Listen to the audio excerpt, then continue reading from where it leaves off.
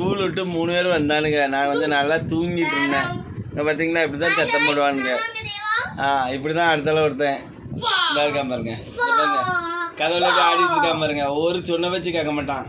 அடுத்து இவனை பாருங்க, நீ கீழே விழுந்துடாத கட்டில விட்டு இங்க தள்ளிப்படு.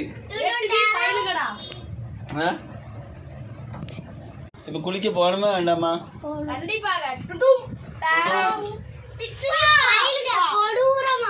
கொடூரம் 60B பயல்களாடாவா? 6B தானே நீ? பி சொன்னியா சி சொன்னியா? RB. நீ எத்தனை தங்கம்மா?